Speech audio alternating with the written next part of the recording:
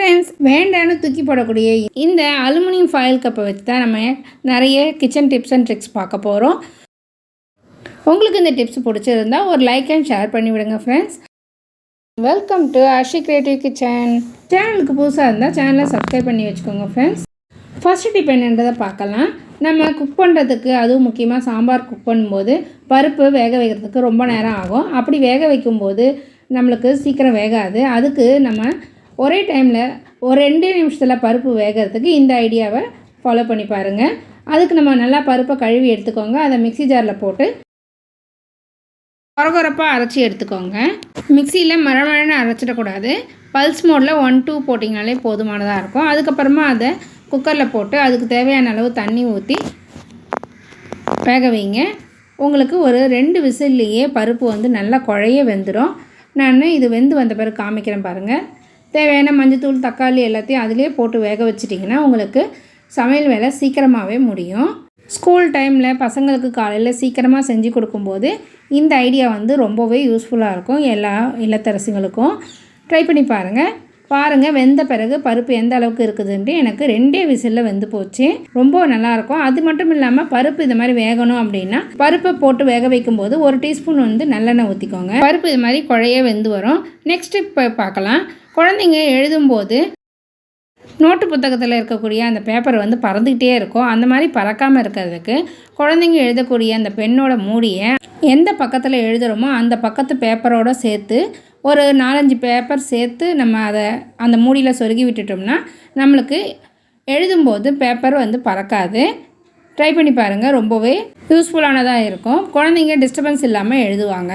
நம்ம குக் பண்ணும்போது சில சமயத்தில் பால், பருப்பு இந்த மாதிரி ஏதாவது எந்த பொருளாவது வழிஞ்சி ஸ்டவ் மேலெலாம் ஆகிடும். அந்த மாதிரி ஆகும்போது நம்மளுக்கு தேய்ச்சி கழுவுறதுக்கு ரொம்பவே சிரமமாக இருக்கும். அதுக்காக நம்ம ஆன்லைனில் சில பொருட்கள் ஆர்டர் பண்ணி வாங்குவோம். அது விலை ஜாஸ்தியாகவும் இருக்கும். அந்த மாதிரி எதுவும் வாங்காமல் நம்ம இந்த ஃபுட்டுலாம் வந்தால் கொடுக்கக்கூடிய இந்த ஃபாயில் கவர், அதாவது அலுமினியம் ஃபாயில் கப்பு இருக்குது இல்லைங்களா, அந்த இது ப்ரௌனிக்கு வந்த கப்பு. நீங்கள் இந்த மாதிரி பிரியாணிக்கு வந்த கப்பு ஏதாவது இருந்தாலும் இந்த மாதிரி எடுத்து கட் பண்ணிக்கோங்க. நான் இந்த சின்ன கப்பை வச்சே நான் உங்களுக்கு செஞ்சு காமிக்கிறேன் பாருங்கள். நான் கட் பண்ணுற மாதிரி கட் பண்ணி எடுத்துக்கோங்க.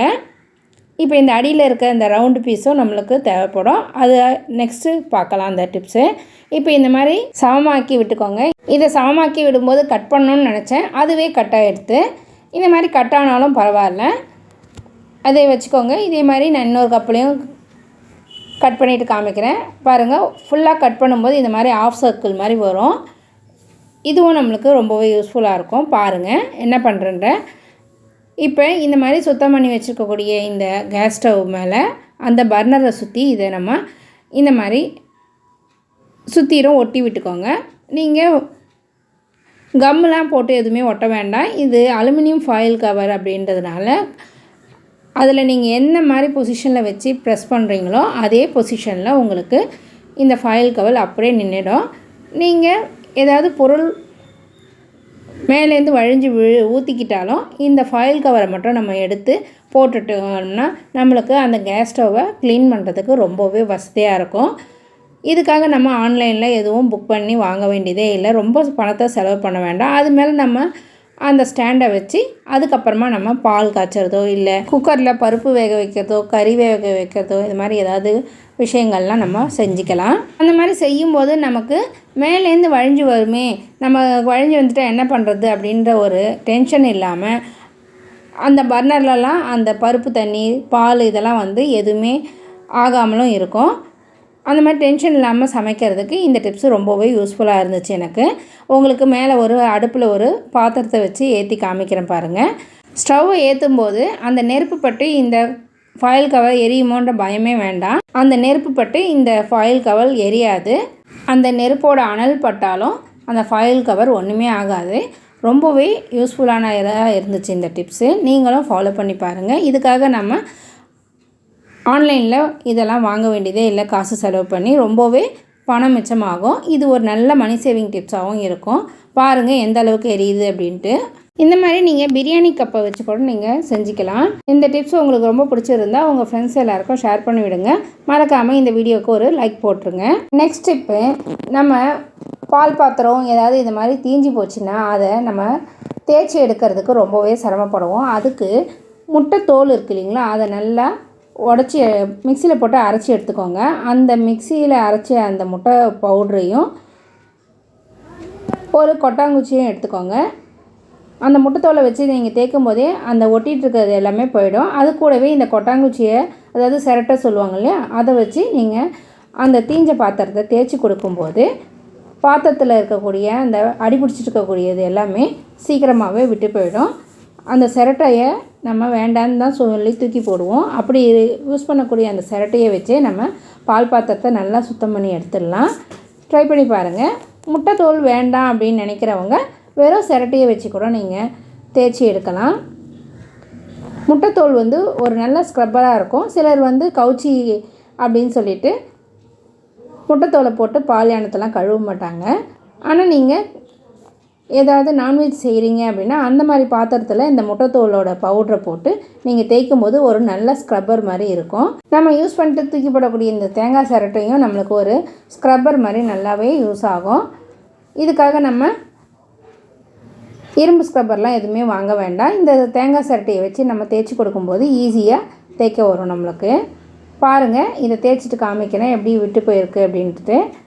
முட்டை ஓடுன்றது ஒரு ஆப்ஷனலாக வச்சுக்கலாம். நீங்கள் முட்டை ஓடு நல்ல ஒரு ஸ்க்ரப்பராக யூஸ் ஆச்சு, அதனால தான் உங்கள் கூட அதை நான் ஷேர் பண்ணிக்கிறேன். இப்போ நம்ம நார்மலான ஸ்க்ரப்பரை வச்சு தேய்ச்சிட்டு உங்களுக்கு கழுவிட்டு காமிக்கிறேன் எந்த அளவுக்கு விட்டு போயிருக்குதுன்றதை நீங்களே பாருங்கள். இதுக்காக நம்ம அடுப்பில் வச்சு தண்ணி ஊற்றி அதில் ஒரு டிஷ் வாஷ் எதனா போட்டு இது பண்ணுறதும் கேஸ் தான் செலவாகும். இப்போ இந்த மாதிரி தேங்காய் சிரட்டையை வச்சு நம்ம ஈஸியாக தேய்ச்சி எடுத்துடலாம். இப்போ கழுவிட்டு காமிக்கிறேன் பாருங்கள் எவ்வளோ சுத்தமாக இருக்குது அப்படின்றத நீங்களே பாருங்கள். எந்த அளவுக்கு க்ளீனாக இருக்குது பாருங்கள். இது ஒரு நல்ல மணி சேவிங் டிப்ஸும் டைம் சேவிங் டிப்ஸாகவும் இருக்கும். இது ஃப்ரெண்டு கல்யாணத்துக்காக அவங்களோட சாரீக்கு ஏற்ற மாதிரி சில்க் த்ரெட் பேங்கிள்ஸ் கஸ்டமைஸ் பண்ணி கொடுத்துருந்தோம். அதுதான் இது. எப்படி இருக்குதுன்னு சொல்லுங்கள். உங்களுக்கும் இந்த மாதிரி சில்க் த்ரெட் பேங்கிள்ஸ் வேணும் அப்படின்னா வாட்ஸ்அப் நம்பருக்கு மெசேஜ் பண்ணுங்கள். உங்களுக்கும் அதே மாதிரி கஸ்டமைஸ் பண்ணி தரோம். பேங்கிள் டிசைன் ரொம்ப நல்லா இருந்துச்சுன்னு சொல்லிட்டு ஃபீட்பேக் கொடுத்துருந்தாங்க. கடைசியாக ஒரு டிப்பு பார்த்துடலாம். நம்ம பூஜை ரூமில் விளக்கேற்றுவோம், வாசப்படியில் விளக்கேற்றுவோம். இந்த மாதிரி விளக்கேற்றும் போது அடியில் இந்த மண் விளக்கில் அடியில் எண்ணெய் படியும்.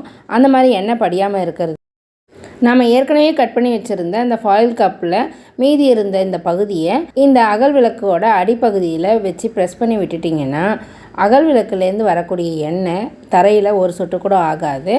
நம்ம அடிக்கடி க்ளீன் பண்ண வேண்டிய அவசியமும் இருக்காது. ட்ரை பண்ணி பாருங்கள், ரொம்பவே யூஸ்ஃபுல்லானதாக இருக்கும். எப்பவுமே நீங்கள் இந்த மாதிரி வேஸ்ட்டாக போகிற தூக்கி போடக்கூடிய பொருட்களை வீணாக்காமல் இந்த மாதிரி நம்ம பயன்படுத்திக்கலாம். இப்போ இந்த விளக்கை நம்ம எங்கே வேணாலும் வச்சு ஏற்றலாம். அடியில் ஒரு சொட்டு எண்ணெய் கூட ஆகாது.